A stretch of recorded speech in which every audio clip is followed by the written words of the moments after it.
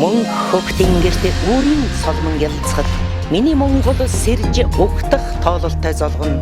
Мэндийн хадгаа үртлэн азай буурлууд руугаа мордоход ин хамгадангийн цог зал хүмүүний сэтгэлд бадармай.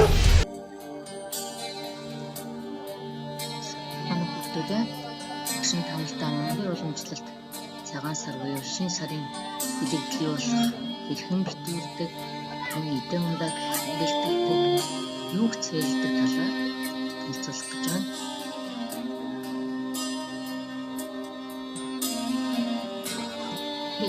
Цагаан сар гэдэг бол манай үеэс уламжлан ирсэн Түрк засгийн хамгийн том эдийн нэг юм.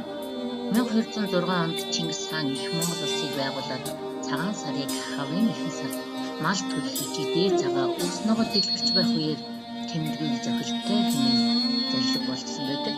Харин үүнээс өмнө энэхүү баярыг цагаан эдээний баяр хэмээн нэрлээд намрын удиралд тэмдэглэжээ. Дээрээ битүүр гэсний тухай эцгээ.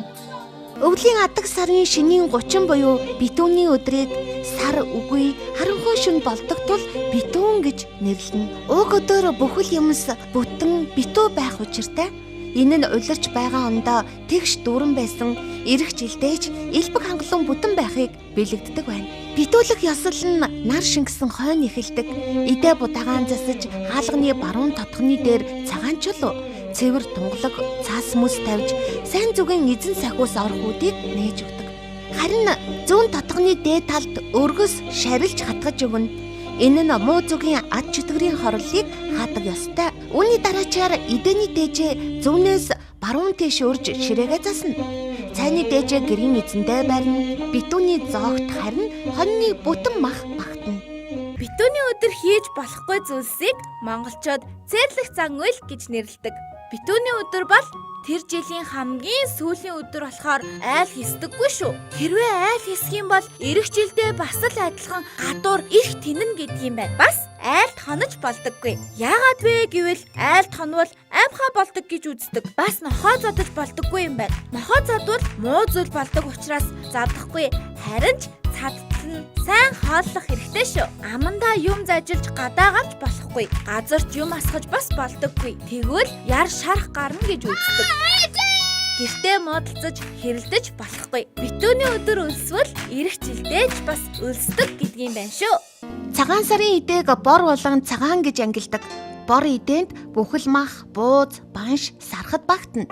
Цагаан идээнд бүх төрлийн сүүн бүтээгдэхүүн, улбоо, боорцог бас айраг орно. Улбоо буюу хэвийн баав нь нутаг нутгийн онцлогоос шалтгаалж хавсаа гэж нэрлэх нь ч бий. Тавгийн идээг 3 ба 5-аар үрдэг. Энэ нь тулгын 3 чулуу, 5 бие махбод гэсэн утга агуулгатай. Ул боовыг ул илээх гэсэн монгол заншлаас үүдэн нэмдэг байна. Өндөр нас зооглох бүр дахин он удаан жил амьдрах бэлэгдэл болгож ул боов нэмдэг. Хожим ул илээх гэсэн үг нь оймс илээх болсон гэж үздэг. Өрт ясаа умартвал мөхөн дороотхын шинж, түүхт зан заншлаа мартвал монгол соёлоо алдахын шинжээ.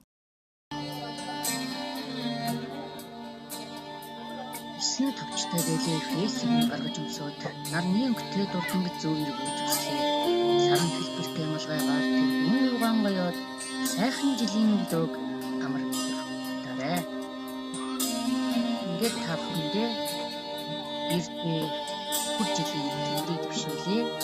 Захин орчиндөө зөв соёлтой сайхан шинжилгээтэй